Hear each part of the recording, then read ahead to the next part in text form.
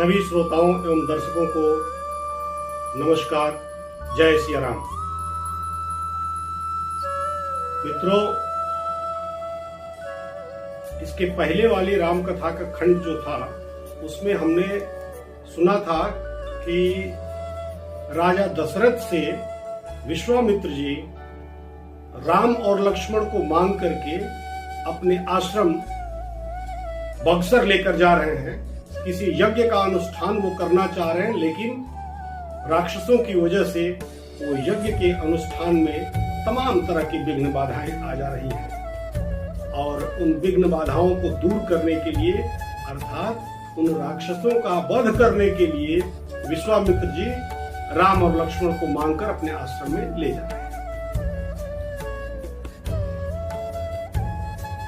लेकर चल तो दिए हैं, रास्ते में वहां की परिस्थितियों के बारे में, बक्सर की परिस्थितियों के बारे में वो बताते जा रहे हैं। बक्सर एक बहुत बड़ा जंगल है, जो विंध्य का जंगल जो था बहुत लंबा चौड़ा एरिया में फैला हुआ था। तो विंध्य के जंगल का ही एक हिस्सा बक्सर का जंगल है और बक्सर बिल्कुल गंगा नदी के किनारे है। आज की तारीख में बिहार में पड़ता है। बिहार और उत्तर प्रदेश का बॉर्डर है। बिल्कुल गंगा नदी, जब उत्तर प्रदेश से आप पार करेंगे गंगा नदी को तो बक्सर पहले आता है। और इसी बक्सर के जंगल में महर्षि विश्वामित्र का अपना आश्रम था। उस आश्रम में ये यज्ञ का अनुष्ठान कर रहे थे। उसी अनुष्ठान को पूर्ण करने के लिए राम और लक्ष्मण को मांग करके वो लेकर आ रहे हैं।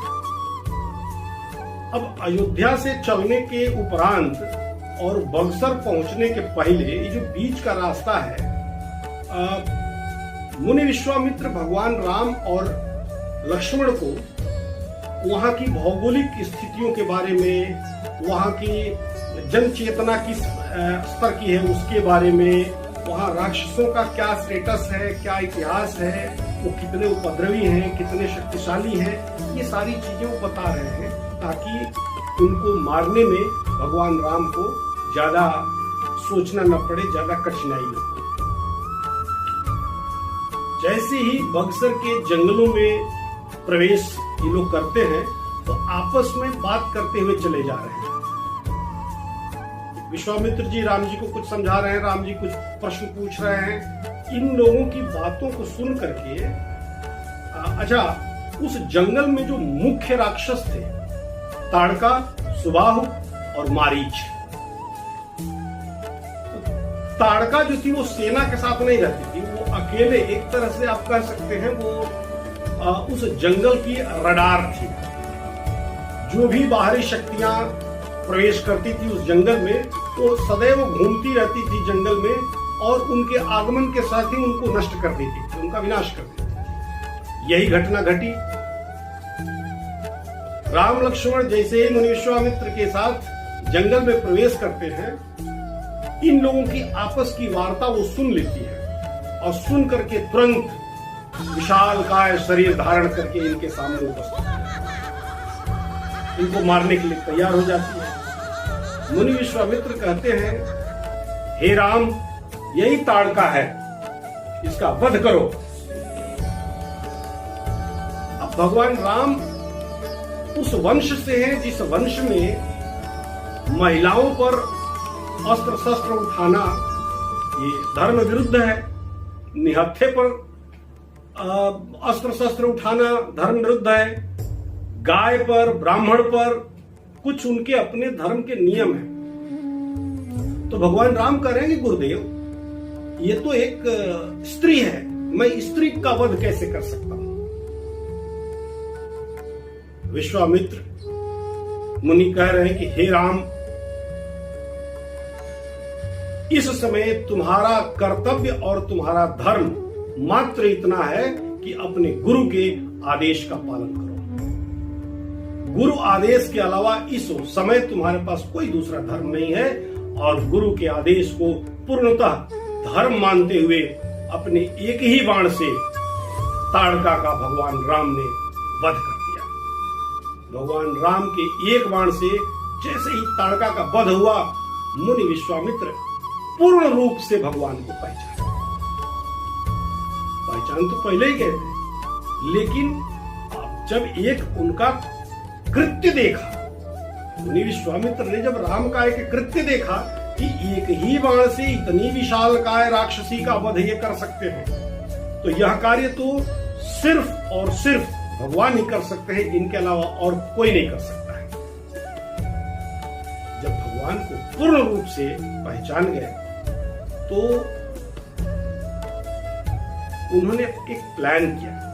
उन्होंने विश्वामित्र ने एक प्लान किया कि मैं आश्रम में जा करके इनको अपने अस्त्र शस्त्रों की विद्या प्रदान करूं, इससे अच्छा है यहीं अपने आश्रम के बाहर ही इनको अपने सारे अस्त्र शस्त्र, सारी विद्याएं जो लड़ने वाली हैं सब इनको प्रदान कर दूं। और तब ऋष निज नाथ जिय चिन्ही विद्या निधि कहूं विद्या दीन्ही। भगवान राम तो स्वयं विद्या निधि है। जब वो आश्रम में पढ़ने जा रहे थे वशिष्ठ जी के यहाँ, तो वहां भी इसका वर्णन आया है कि अपने आप सारी विद्याएं चली आई। तो स्वयं विद्या निधि है, लेकिन यह जानते हुए कि ये भगवान राम स्वयं विद्या निधि हैं, गुरु परंपरा को कायम रखने के लिए या लौकिक लीला को, जो भगवान की लौकिक लीला हो रही है, उसमें सहयोग करने के लिए मुनि विश्वामित्र पुनः भगवान राम को अस्त्र शस्त्रों का ज्ञान दे रहे हैं। और सबसे पहले उन्होंने ज्ञान दिया उस विद्या का जिस विद्या के वजह से बिना खाए पिए कभी भूख नहीं लगेगी, कभी प्यास नहीं लगेगी और शरीर में शक्ति सदैव बनी रहेगी। तदुपरांत इसके बाद मुनि विश्वामित्र ने बाकी जितनी भी अस्त्र शस्त्र की विद्याओं को वो अर्जित कर रखे थे, तो चाहे दैवीय शक्तियां हो, दैवीय शस्त्र हो, अस्त्र हो, उन सबको मुनि ने भगवान राम को दे दिया, समर्पित कर दिया। समर्पित करने के बाद राम और लक्ष्मण को लेकर के मुनि विश्वामित्र अपने आश्रम पहुंचे।